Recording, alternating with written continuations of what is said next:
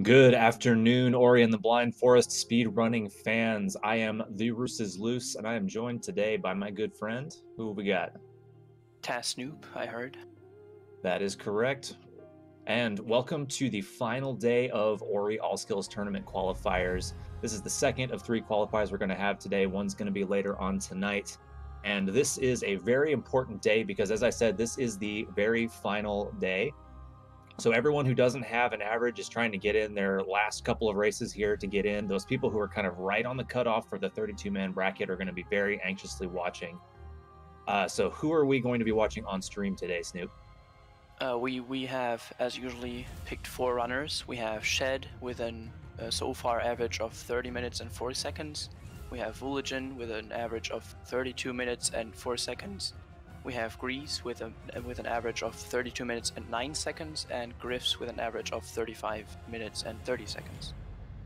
That is correct. So kind of looking at our top 32 times, we would probably expect the four of these guys to go ahead and make bracket unless there's some very big upsets, particularly Shed and Vooligen with those lower times. What we're kind of going to be looking at between these two is most likely going to be Shed and Vooligen having a pretty close race, and then Grease and Griffs having a pretty close race. But being Ori in the Blind Forest, absolutely plenty of potential for upsets in any direction. So we're going to be seeing some exciting action out of all four of these very experienced and competent runners. Looks like Yeah. SRL race is just about to get started here, counting down in 5 more seconds, and we will be off.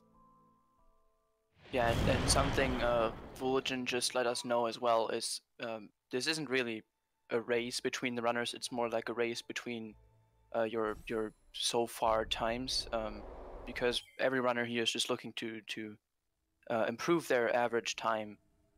Especially, I think Vooligen, whose PB is about 2 to 3 minutes faster than his current average time. So any time below 33 minutes would be really helping us average here.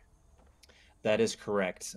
So as you said, these players don't have to directly beat each other in these. They're just trying to get their average time down to be into that top 32 with as high a position as possible because that will be used for seeding. Okay, so if you haven't seen Ori and the Blind Forest before, which a few of our audience members may not have, this is a very heavily movement-based Metroidvania. So you're going to be exploring around trying to find some skills to increase your ability to get around the world. So we'll be looking for those skills to go fast, and then we need to collect all of those skills and get to all of the skill trees before going on to finish the game. Yeah, and theoretically, we already picked up the first skill right here called Spirit Flame. Not a lot of people view it as a skill, but we have to pick it up anyways. It's the most important thing in this game because it lets us attack enemies and other, I guess, objects in the world like brambles. So here we get an introduction to fighting in a small arena with these 3 Frankies. Sure, and you saw some, slight little deviations in time there based on how well the players timed their shots to get those frogs killed. But even so, you don't really expect to see some huge divergences in times right here at the beginning. It's later on, once the mistakes start to become more costly, that we'll start to see these runners split off from each other. This beginning of the game very much tests your ability to work with minimal skills. But because we're not going too fast yet, it's less likely that the runners will get themselves killed right off the bat. Yeah, but something we do, like every runner is looking for, is an intentional death coming up right here in order to skip an animation of the door opening. So we do have to get low, like as low as we can, in order to die as quickly as we can. And it looks like so far everyone has had a 1 health death, I think, except for Grease. So that was pretty good manipulation from everyone here. Yeah, very, very nice health manipulation. You can't see the player's health on screen because there is a keyboard code you can use to disable your UI. So the players just kind of have to know in their head how much health and experience and energy they have. But the more you run this game, the more that just kind of gets ingrained into you. So we're going to see the players kind of continuing along, collecting some keystones here, which they will need to progress the game. And they'll be heading on up to the first or second skill, depending on whether you consider the Spirit Flame to be your first one. Yeah, something I guess interesting to note is that we don't use the keystones for the intended door that you're supposed to use them on. We actually use them for quite later in the run, or I guess 10 minutes later in the run. But you don't have to use them on the door that they're supposed to be used on. You can use them on any door. Correct, and we're going to be taking very great advantage of that. So looks like everybody had a fairly similar amount of time to get here to wall jump.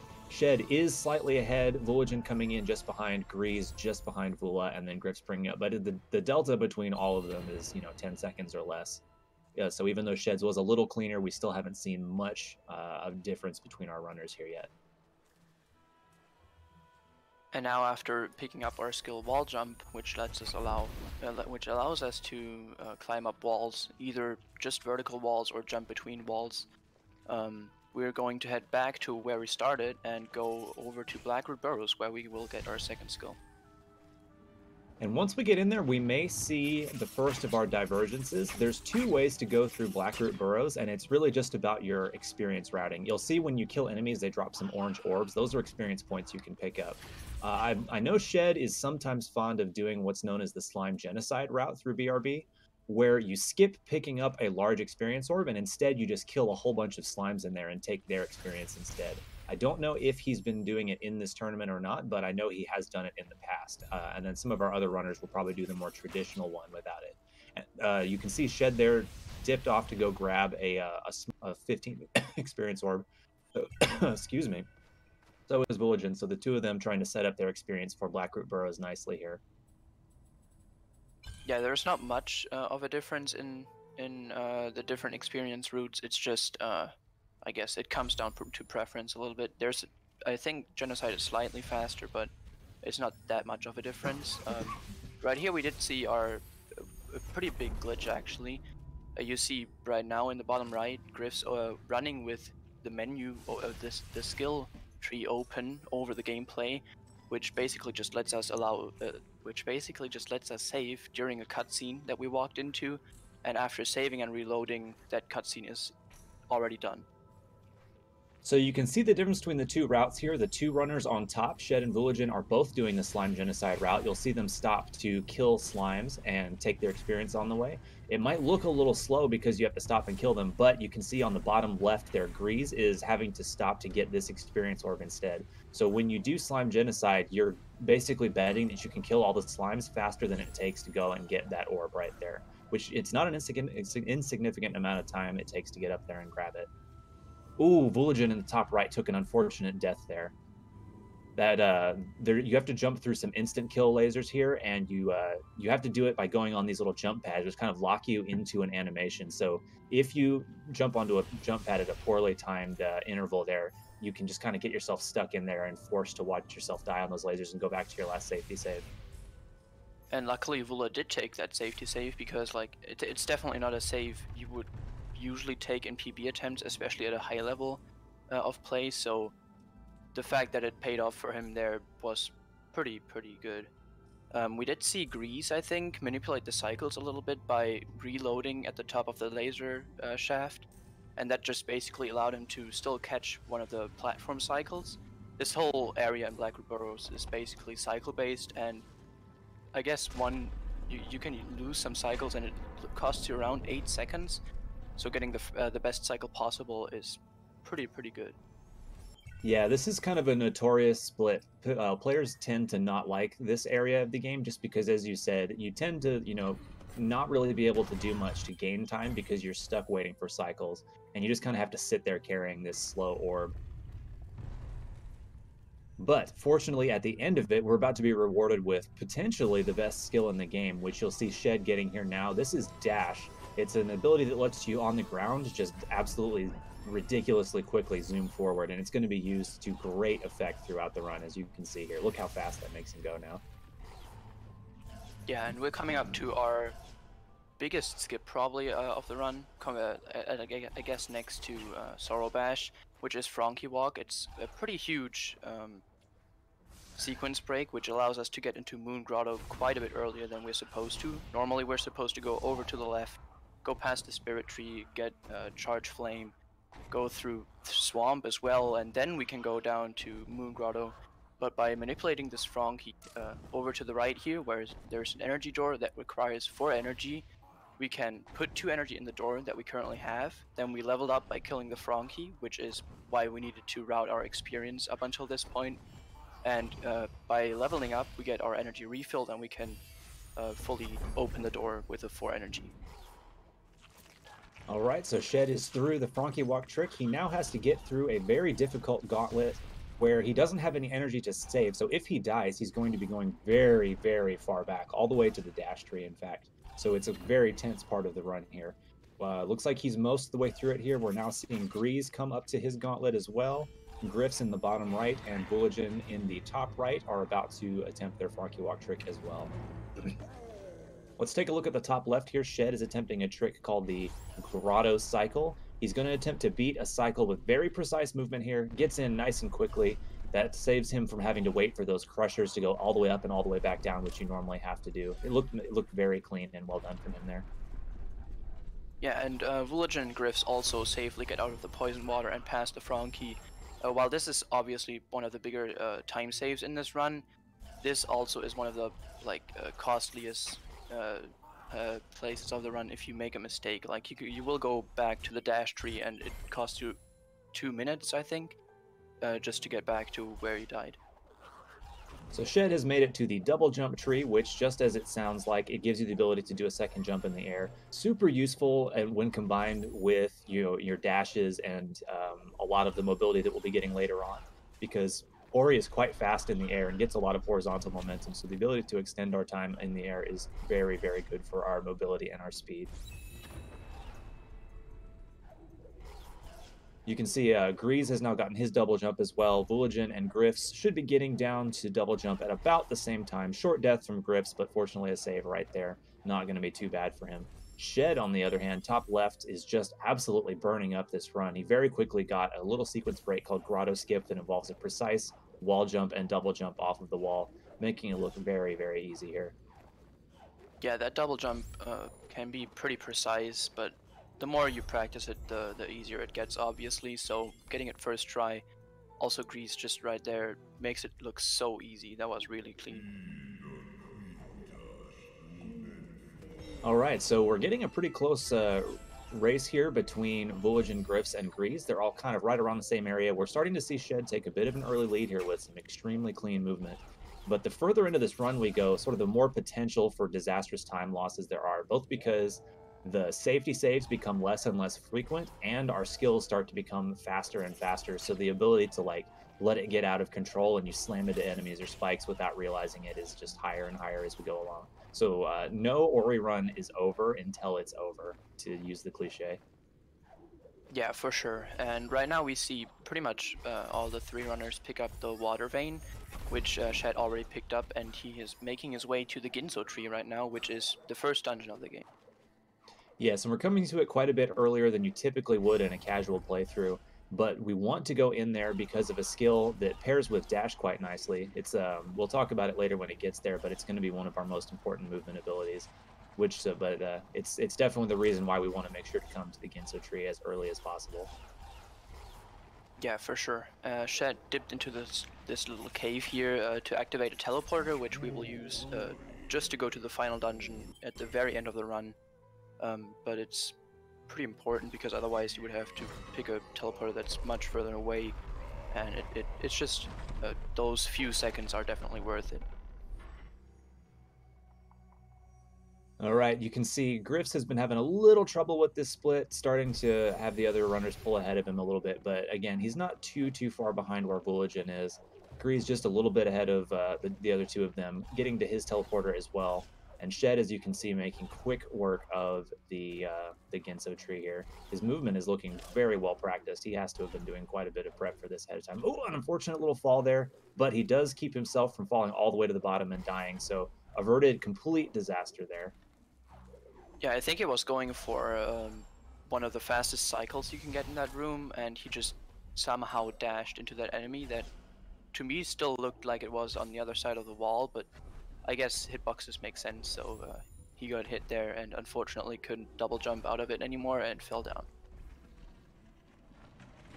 All right, so Grease slightly ahead of Vulligan here, but he flubbed his movement to get up these wooden platforms just a little bit, so that's going to let Vula catch up. He'll be maybe 10 seconds or so behind Grease, and Ginso is a pretty notorious part of the run. you don't have a ton of energy to make safety saves once you get past the first couple of rooms. And there's a lot of long falls. You know, as you can see, this dungeon is very vertically oriented. A lot of it is about climbing up these rooms. And so if you fall down, your skills so far in this run are not too great. So it's very slow to climb back up if you take a long tumble back to the bottom. And right now we saw Shed fighting our first mini-boss, which can be dealt with by just continuously shooting him, but you do have to kind of, I guess, see where he spawns, because there is a one frame tell where you can see where he's going to show up next, but of course one frame, you can't always see it, so sometimes you get unlucky spawns all the way over onto the right where you can't hit him because he just goes down quickly, too quickly, or you won't, you're standing somewhere which kind of blocks him from spawning, which would be unfortunate, but I think it looked clean for Shed, and Grease and Voligen are on it as well right now. So Shed just got to the Bash tree. This is perhaps the most important skill.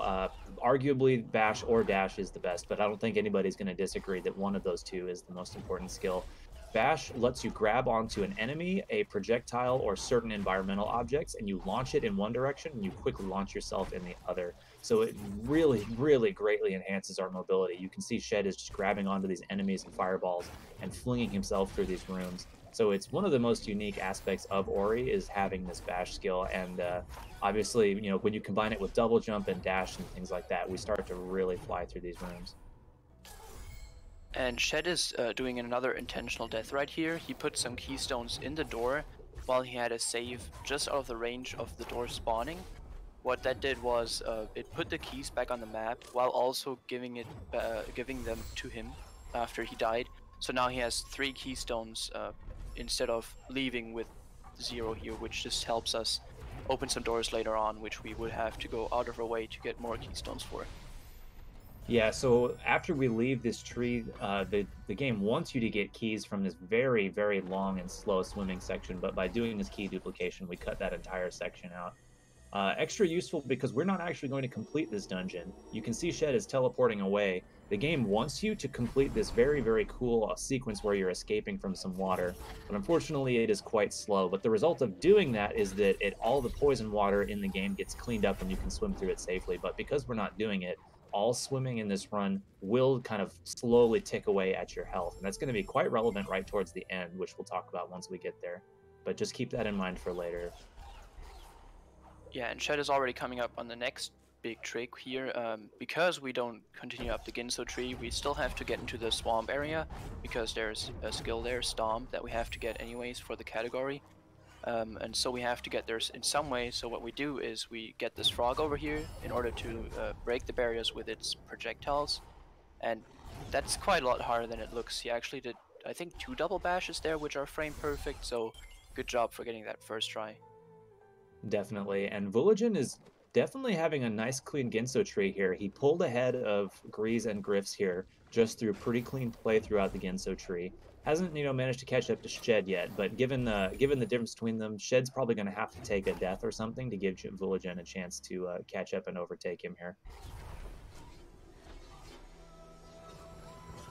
We'll see how Voligen handles his swamp entry here as well. It's a pretty difficult trick, specifically because you're taking the frog so far away from where it normally is. If you die or you accidentally kill the frog, the game tries to put it way back in its starting place, so you have to backtrack quite a bit to go grab him and set the trick up again if you make any mistakes. But Voligen looks like he's getting it quite cleanly. Very nice, very nice.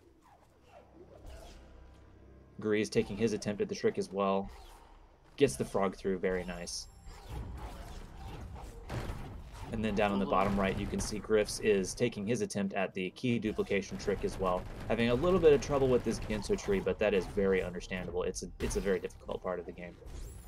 And Vula had a little bit of trouble with the double bashes. As I mentioned, it is a 1-frame trick, so you can't always guarantee to get it. So good job on still getting it after that, though. It does bear mentioning that there is a slight difference in difficulty between input methods. Shed, for example, is on keyboard and mouse, and by binding the bash key to a mouse scroll wheel, you can make it quite a bit easier to get those double bashes. Still not, you know, easy necessarily, but much easier than it is on a controller where you have to repress and then press a button. You have to release and then repress the button. all within one frame. And notably, Vulagen is on controller. I'm not sure about Grease and Griffs, which one they use, but Vulagen definitely has his work cut out for him if he wants to try and do any of those double dashes. And unfortunately, Vulagen took a death to some spikes on his way to the Storm Tree, which allowed Grease to pull ahead just so slightly. So now Grease is in second place with about a 10 to 20 second lead over Vulagen, who just got his stomp as well. Yeah, and when you start to take deaths like that, especially in this mid game when we don't have a lot of energy for safety saves, it can be very easy to get tilted. So, in addition to just the difficulty of the run, Vulagen now has to kind of manage his mental state and keep those mistakes from compounding on one another. As a very seasoned speedrunner, he's definitely got a lot of practice at that. But no matter how good you are, tilt can definitely affect anybody. Yeah, for sure. Shed just picked up Charge Flame. Not that important of a skill. It basically just lets you break some barriers later on. And it does deal a lot of damage, but we don't really use that because we never really fight any enemies except for certain mini-bosses that we have to. But now he's making his way over to Valley of the Wind, where we will basically get to the second half of the game with some more skills and some pretty big skips coming up soon. Yeah, and the sequence that Shed is in, we have to save all of our energy because we're not going to get an energy refill at our next skill. It's not actually a tree which refills our energy like the other ones do. So you don't want to waste any energy on safety saves if you can avoid it. He's now going to be attempting a trick called Fast Stompless. He's going to come up here and grab this spider shot. He's going to attempt to launch it at some rocks way off to the left and then get away and unload a barrier that's in the way. And while that shot is racing away, he's going to try and grab this cell, and if it worked out right, it will break those rocks just as he gets to it. Very cleanly done by Shed. That was perfect. So he got his cell, broke the rocks, and now the cutscene is going to teleport him into Valley of the Wind because it thought that he physically was stomping on those rocks instead of using a fireball to do it. Yeah, and right after this cutscene and picking up the glide skill, we do get quite an important ability here, which is called Charge Dash, and it lets us go super fast, and it also lets us abuse it in a way that he does right now, which allows us to, if we cancel the Charge Dash, we can pretty much gain a lot of height and I guess vertical momentum overall because we can also use it downwards. And right now he's actually on the next very important sequence break and also pretty hard trick, and he just nailed it first try again. Ooh, Vulagen just had a really unfortunate death there. He got a bit of I don't know if it's necessarily a glitch, but if you bash an enemy and then dash incredibly quickly right afterwards, like as fast as possible, you can run into the enemy before it gets out of your way. And unfortunately, he ran into the frog and killed himself, went all the way back to a previous save, which was quite a ways back. And I know that's not what he was looking for there. That's a very, very costly death, unfortunately. And while Vula died there, and Chet is making this part look way easier than it probably is, while also running behind his skill tree, by the way, Griff's unfortunately missed a cutscene skip that I think all of the other runners did get. It's only a 14 seconds time loss, but you can kind of skip the cutscene by just sort of bashing through it. It's a little bit more precise than that, but that's kind of the premise of it, and it's pretty precise, so not getting it first try can obviously happen, but unfortunately just more and more time lost as he's already fallen behind a little bit from the other runners. So just in the time that we've done that, Shed has pretty much finished up Sorrow Pass here and is going to be collecting Sunstone, which is the key to the final dungeon. He had this ability menu up, which allows him to spend a point to save the game, as we explained the glitch earlier, to skip a cutscene here. But he was moving through these narrow spike corridors with that ability tree in his way the whole time, keeping in mind that he only has 4 HP and those spikes do 4 damage. So if he had made any mistakes, even with that menu in his way, he would have died. But very clearly a very practiced runner. Had no trouble getting through that whatsoever, and is just putting on really incredible pace right now. Yeah, and after picking up the Sunstone, which we need for the final dungeon just to enter it, he's going to make his way over to Misty Woods, which we should have gone to first, but because of that sequence break that you actually saw on Vula's screen right now, we were able to get into Sorrow Pass first. But now we have to go into Misty Woods just because of one skill that we have to get there, Climb. Unfortunately, we have to get it. It's not that much of a use in this run, and I think going through Misty is definitely not worth it, but we have to, so might as well. And I mean, this sequence of the run does look very cool with all the charge dashes. Yeah, I know a lot of runners, myself included, say that Misty is their favorite part just because it's got some very tight corridors filled with spikes, but we have our full movement ability set. We still need one more skill, but it doesn't really help us that much with this quick movement. So this is just kind of like the time where you get to really flex your muscles and go as fast as possible. As you can see, the movement looks extremely impressive in the top left there from Shed. And in the meantime, while all the other runners are skipping cutscenes and opening paths, Griff is having a little bit of trouble with fast stompless. It is an optional trick, but it does save quite a bit of time over doing the normal route. So, but I don't know if after a couple of failed attempts, you maybe should go for just the normal way, because you can get, I guess, tilted and just mess it up. But right now, it might look like a good attempt. The shot was too low and he bashed it.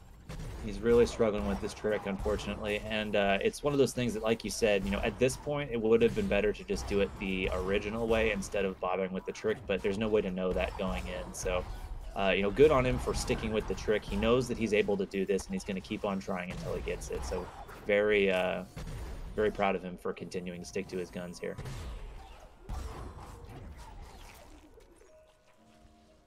All right, so we've actually got a fairly close race between Vooligan and Grease here. Vooligan, managed to overtake Grease during the whole Sorrow section, but Grease is not far behind him. They're both working on entering Misty now, so any more costly deaths from Vooligan could give Grease a chance to catch back up to him.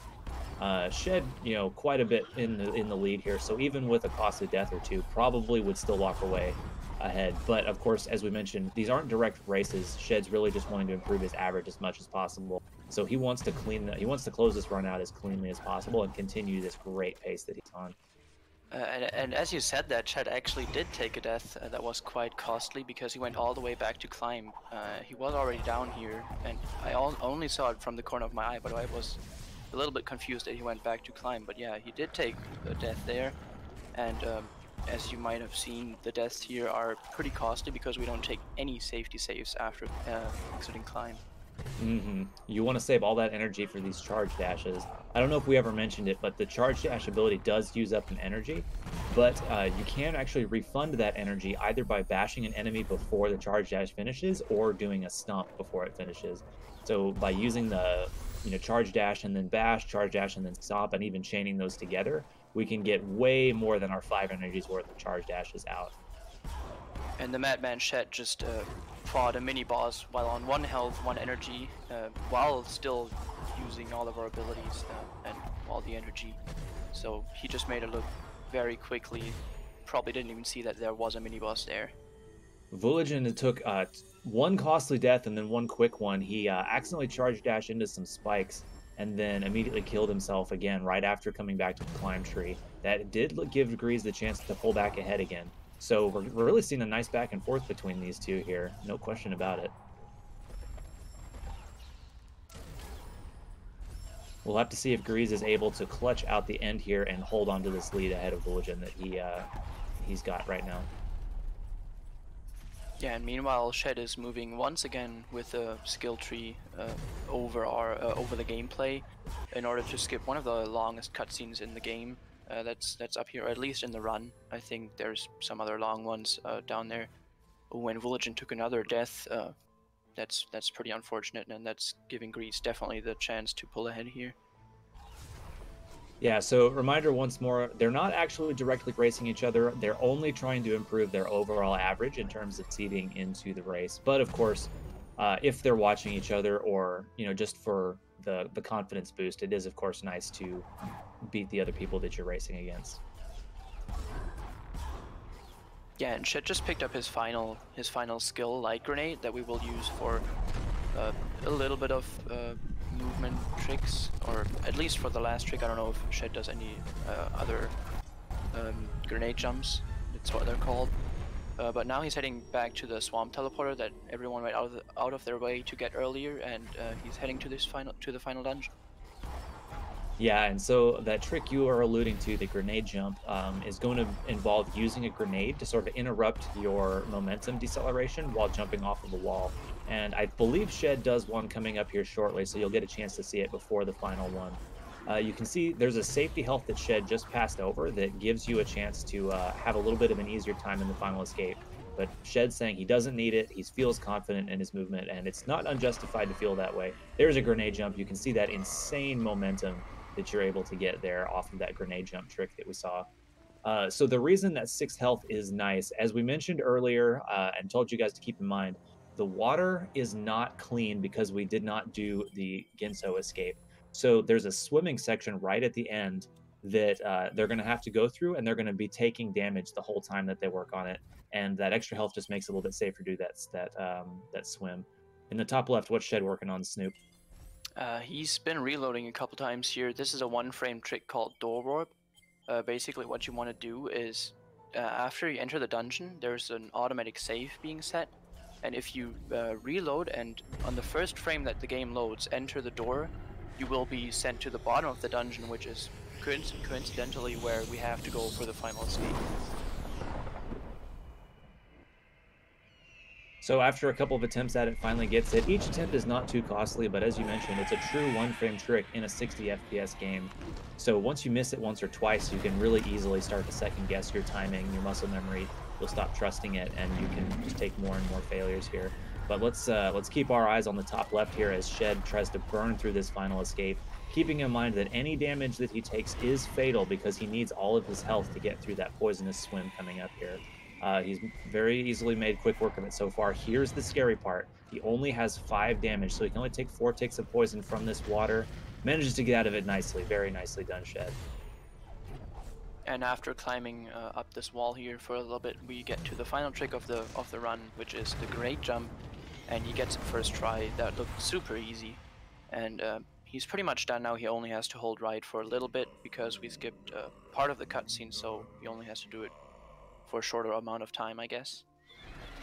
Yeah, so Shed's going to be clocking in at a sub 31, kind of a high 30-ish kind of time. So his average is going to stay safe. He's going to still remain one of the higher seeded players going into this bracket. He's definitely safe going in.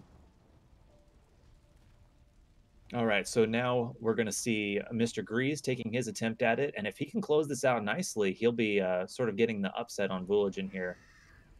Just kind of based off what we predicted and based on the players' averages going in, we kind of thought that Shed and Vulo would be closer, and then Grease and Griffs would be closer. But Grease has had quite a nice run, so definitely looking to close this out with a good time here. Yeah, and I'm not entirely sure if Grease can still lower his average time, but if he would, that theoretically could put him in front of Legend for the seeding because they are only 5 seconds apart on their average. Very nice. So I don't think Grease can lower it. His average right now is a 3209, and he's coming into this, about 3130-ish. Oh no, accidentally spawns Kuro. That's very unfortunate because it's going to make it difficult for him to attempt the grenade jump here. You can see he just gives up on it. Oh no, tries to despawn Kuro. Oh no! Okay, no, okay, he's fine. He managed to not take any hits from the Kuro because of the despawn there. Gets himself the attempt at the grenade jump and saves the half the cutscene that the grenade jump skips over. So he's going to be coming in with kind of a mid 32 there. So basically getting very, very close to his average. Not going to hurt or help himself too much with this finish time here. That was a nice backup from him, though. Meanwhile, Vuligen is also in his final escape. He's about to attempt his poison swim. I don't think he picked up 6 health, right? So he only had to do it with 5 health, but he did get through nicely, and he's about to try his final grenade jump as well. All right, one attempt down for Vuligen. He's trying it from a bit of a lower position than a lot of people use. There's kind of like a higher up one that a lot of people use, but Vuligen going for a sort of a new setup discovery where you do it from a lower position, which I believe is supposed to be more forgiving. So looks like on the bottom left screen, I missed this, but Grease got what's known as the sort of like a fake cutscene skip where he got the grenade jump and it looked like he would have gone over and gotten the cutscene skipped, but unfortunately it still got him into the first part of the cutscene and he had to watch it. So that loses about 35-ish seconds. So not going to end up improving his average because of that, but still, definitely a solid time. Can walk away very proud of this run. Yeah, that made it quite close between Grease and Woolagin. They only finished around 10 seconds apart from each other. Meanwhile, Griffs is about to enter the final dungeon as well, so he's about to close out his run as well. Yeah, and that's a good example of how much time save that grenade jump at the end saves. You saw how far behind Voyagen was in terms of actually getting through the escape there, but they still only finished 10 seconds apart because Voyagen didn't have to watch that whole half of the cutscene. And while Griffs is sort of getting his final escape on the way, I think it's worth mentioning that right now we actually have 22 people, or was it 21 or 22? I think it was 22 people. 21, I think. Okay, Either way, 21 people. 21 or 22, that does make this the largest SRL race of Ori and the Blind Forest Definitive Edition ever done. So that's pretty cool to see. Yeah, but of course we cannot restream 21 people at the same time, so we just kind of chose these 4 examples. Yeah, and while looking at the SRL times coming in from the people off stream, it looks like everybody had some pretty good runs as well. So it's really awesome to see from the Ori community that everyone's, as things are finishing out, they're still able to keep their nerves down and clutch it out and get good runs here.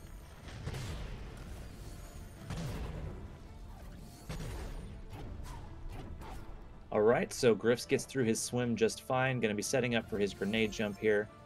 Takes that higher position. Unfortunately, doesn't quite make that first one. This is a true one-frame trick, just like Door Warp is, so it's pretty tough to do.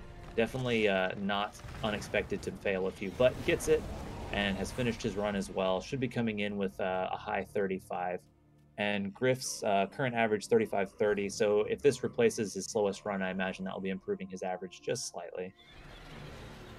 Yeah, the thing about grenade jumps is you don't have to press the grenade button and the jump button on the same frame, but rather one frame apart, which is kind of making it more difficult, I guess, because you can't, for example, for some things we have a custom keybind that would just press 2 buttons at the same frame, but for grenade jumps you can't do that. Yeah, you have to actually manually get the 1 frame separation. Very true. All right, so pretty good run out of Shed there. Definitely showcased what the Ori and the Blind Forest All Skills run looks like, and pretty good runs from all the rest too. I know, based on the SRL chat, I know Voyagen is not happy with his own performance there, but still, in the grand scheme of things, 33, quite a good run. So nothing to be too angry about there, I would say. He's going to be making the bracket, no question about it. So he'll get a chance to get the run back against the Blind Forest later on. Yeah, and I do think Griff's actually did lower his average because his third fastest run is only a 36.25, so he actually beat that by 30 seconds almost. Or actually over 30 seconds, so that's a pretty good improvement by him.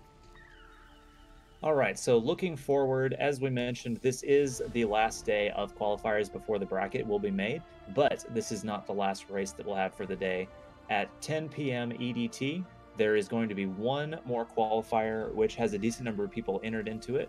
So just in case you can't really time zone too well, that's about 6 hours from now, 6 hours and 10 minutes or so. So be sure to come back for that and see one more race. I think we definitely should see some cool stuff out of that as well. But in the meantime, thank you for joining us, and hope to see you guys again. Snoopy, thank you very much for commentating with me. It was quite enjoyable. Yeah, thank you for having me. I think it was a good race. There was a lot of skill involved. There was, in fact, all of the skills involved. Good point. All right, guys. See you guys at 10 EDT for another race. Good night.